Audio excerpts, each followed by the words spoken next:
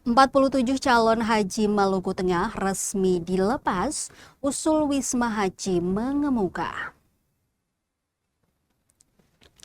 Sebanyak 47 jemaah calon haji atau JCH asal Kabupaten Maluku Tengah resmi dilepas pemerintah daerah atau Pemda Malteng untuk menunaikan ibadah haji di Tanah Suci Mekah, Arab Saudi. Prosesi pelepasan berlangsung di Gedung Islamic Center Kota Masohi, Kabupaten Maluku Tengah, Maluku, Jumat 8 Mei 2026 pagi.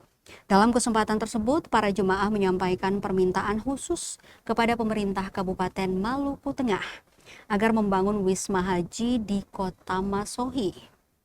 Permintaan itu disampaikan Kepala Kantor Kementerian Haji dan Umrah atau Kemenhaj Maluku Tengah, Rashidah Silawane, di hadapan Bupati Maluku Tengah, Zulkarnain Awad Amir. Menurut Rashidah, keberadaan Wisma Haji dinilai penting untuk membantu jemaah asal luar kota Masohi yang membutuhkan tempat singgah sebelum diberangkatkan menuju embarkasi. Ia menjelaskan kebutuhan pembangunan Wisma Haji muncul setelah Provinsi Maluku ditetapkan sebagai embarkasi antara. Dengan status tersebut, jemaah haji asal Maluku tidak lagi menjalani embarkasi penuh di kota Makassar. Karena itu, para jemaah berharap tersedia tempat singgah di kota Masohi sebelum keberangkatan menuju Bandara Patimura Ambon dan selanjutnya ke Arab Saudi. Pada kesempatan yang sama, Rashidah menyebut tahun 2026 menjadi momen perdana Kementerian Haji dan Umrah terlibat langsung dalam pengelolaan haji setelah resmi terpisah dari Kementerian Agama. Ia juga mengungkapkan kuota haji tahun 2026 mengalami penurunan dibanding tahun sebelumnya.